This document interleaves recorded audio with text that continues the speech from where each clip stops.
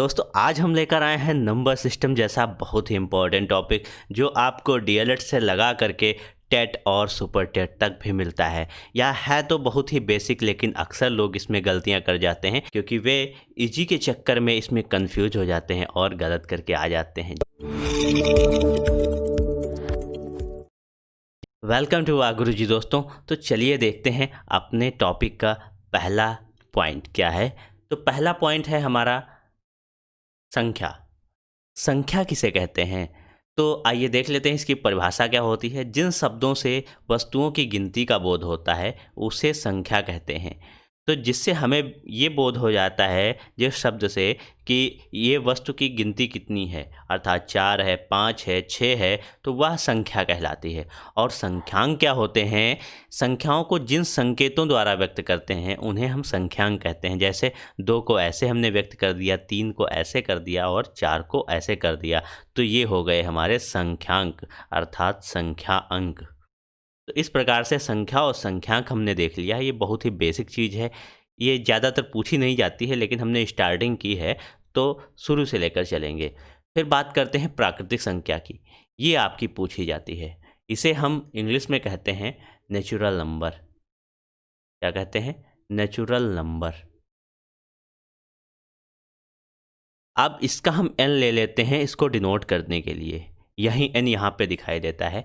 इसका पहला अक्षर ले लेते हैं। आइए देखते हैं इसकी परिभाषा क्या है। गिनने के लिए प्रयुक्त होने वाली संख्याएं 1, 2, 3, 4 गणन संख्याएं अथवा प्राकृतिक संख्याएं कहलाती हैं।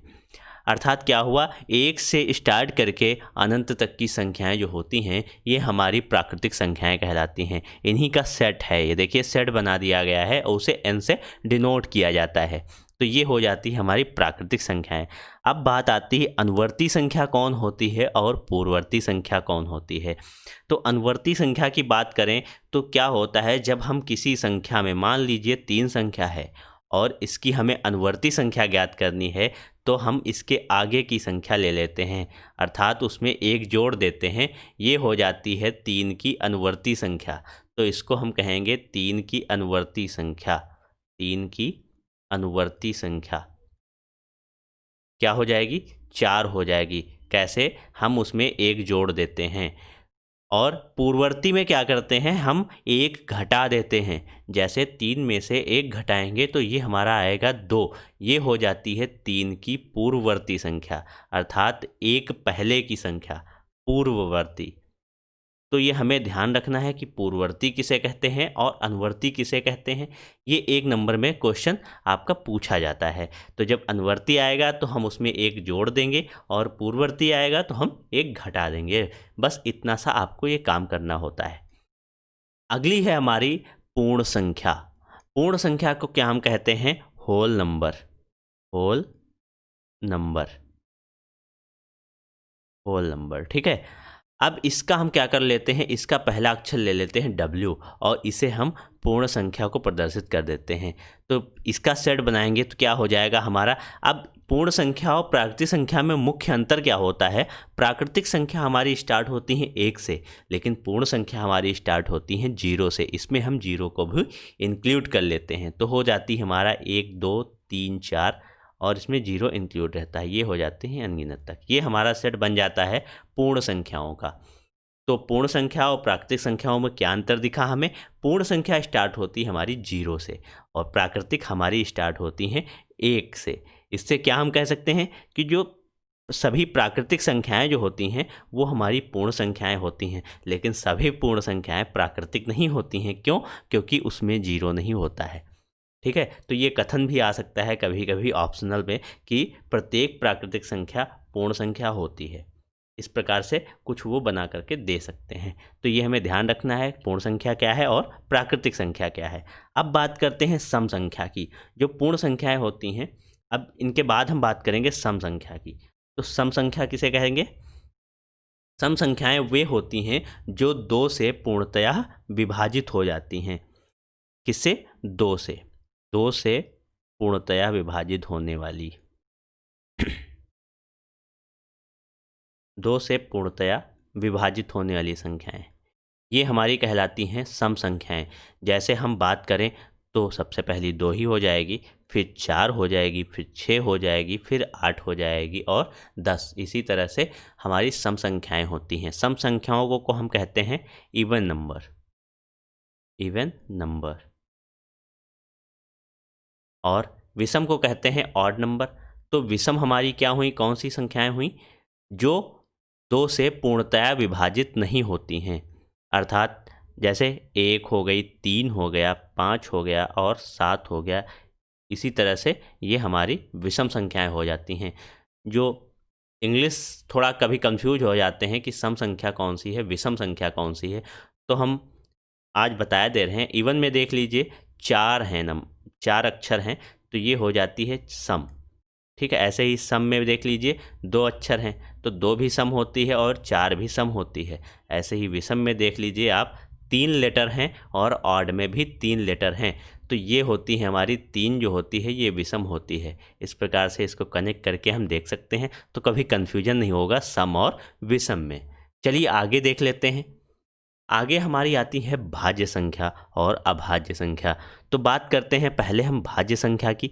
तो भाज्य संख्याएं वे सभी संख्याएं जो एक और स्वयं के अतिरिक्त कम से कम एक अन्य संख्या से पूर्णतः विभाजित हो सकें, भाज्य संख्याएं कहलाती हैं। जैसे भाज्य संख्याओं की बात करें तो हम अगर जो ले लेते हैं 12, तो ये किससे किससे विभाजित हो सकती है, 1 से तो हो ही जाएगी और 12 से भी हो जाएगी, लेकिन साथ में 2 से भी और 3 से और 4 से भी ये विभाजित हो जाएगी। इसलिए यह भाज्य संख्या हो गई। क्या कह रहा है, एक और स्वयं के अतिरिक्त, तो एक और स्वयं ये हो गया और इसके अतिरिक्त कईयों से हो रही है। कम से कम एक होना चाहिए, अधिक से अधिक चाहे जितने हों, वो हमारी क्या कहलाएगी, भाज्य संख्या कहलाएगी।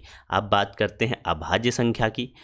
वे सभी संख्याएं जो एक तथा स्वयं के अतिरिक्त किसी अन्य संख्या से पूर्णतया विभाजित न हो, अभाज्य संख्याएं कहलाएंगी। ये कौन सी संख्या हो गई, जैसे हम 7 ले लेते हैं, तो ये देखिए आपका 1 से विभाजित हो सकती है और स्वयं से अर्थात 7 से। इसके अलावा यह किसी भी अन्य नंबर से विभाजित नहीं होगी, डिवाइड नहीं होगी, तो ये कौन सी संख्या कहलाएगी, अभाज्य संख्या कहलाएगी। अब इसमें एक क्वेश्चन पूछा जाता है, अधिकतर पूछा जाता है कि एक क्या है, भाज्य या अभाज्य। तो आपको बता दूं, एक ना ही भाज्य है और ना ही अभाज्य है। इस प्रकार से ये आप दिमाग में बैठा लीजिए, ये क्वेश्चन ज़रूर पूछा जाता है। अधिकतर पूछा गया क्वेश्चन है कि एक जो है कौन सी संख्या है, भाज्य है या अभाज्य है। तो सबसे छोटी अभाज्य संख्या हो जाती है 2। ठीक है, क्योंकि यह भी जो है, यह सम तो है आपकी, कभी कभी सम और भाज्य में लोग कंफ्यूज हो जाते हैं, तो ये सम तो है लेकिन अभाज्य है, क्योंकि इसके गुणनखंड करेंगे तो 1 और 2 आते हैं, तो यह 1 से भी डिवाइड हो जाती है और सिर्फ अपने से होती है। बस यही 2 इसके फैक्टर हैं जिससे ये डिवाइड हो सकती है। तो ये हमारी भाज्य में आएगी, क्योंकि इसी में कह रहा है 1 से या स्वयं से, इसके अलावा इसके कोई गुणनखंड नहीं है जो इसको डिवाइड कर सके।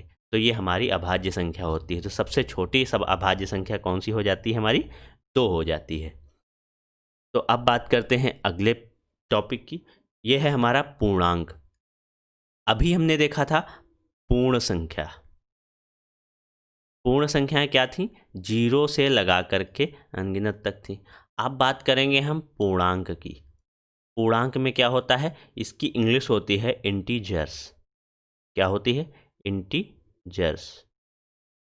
ठीक है, इंटीजर्स नंबर। सभी पूर्ण संख्याएं तथा ऋणात्मक संख्याएं पूर्णांक कहलाती हैं। अब इसके अंतर्गत सभी पूर्ण संख्याएं तो आ जाएंगी, ये देखिए आप 0 से आगे तक चल रहा है, लेकिन इसमें और एडिशनल क्या हो जाता है, वो हो जाता है हमारी ऋणात्मक संख्याएं जो -1 से आगे तक चलती रहती हैं। इसे हम देखिए आई इसका ले लेते हैं, उससे इसको डिनोट कर देते हैं आई से। तो ये हमारा हो जाता है पूर्णांक। पूर्णांक में क्या, धनात्मक और ऋणात्मक दोनों संख्याएं होती हैं और एक न्यूट्रल भी होती है, वो कौन सी, 0 होती है।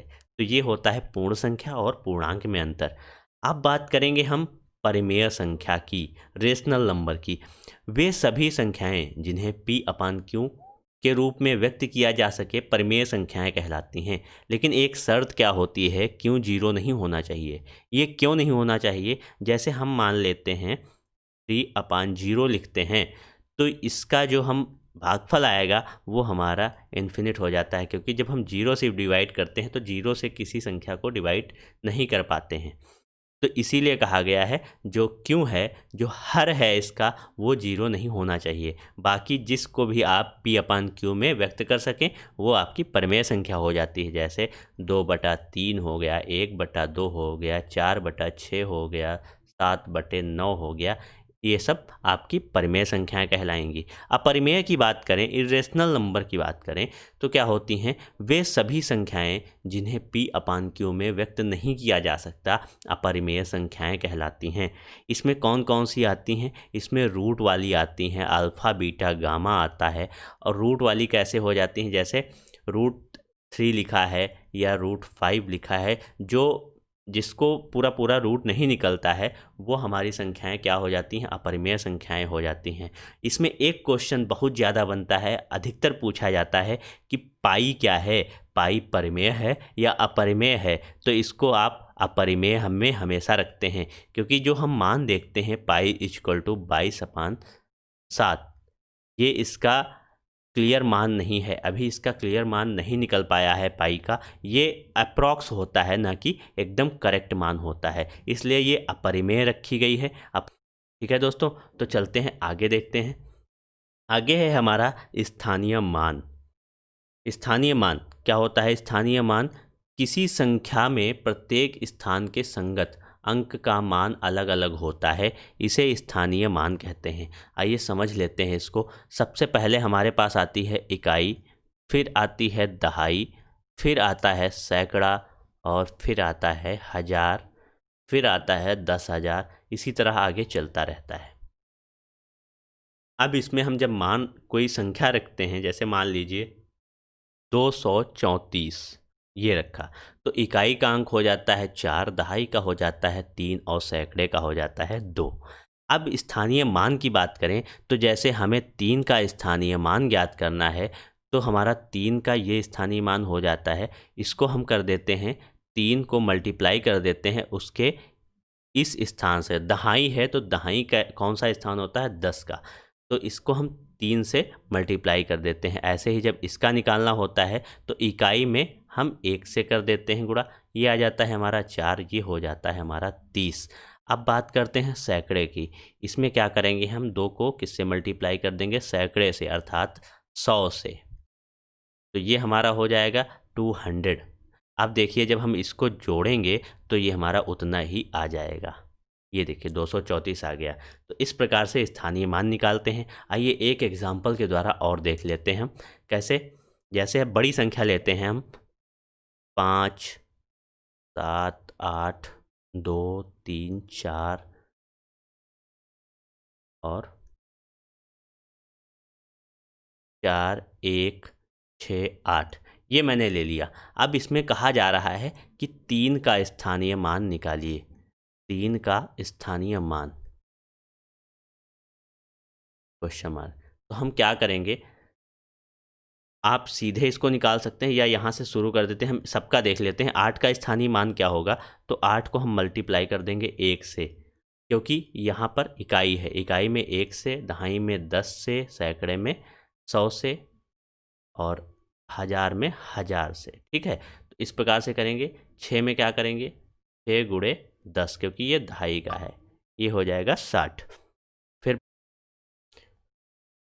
फिर बात करते हैं 1 की।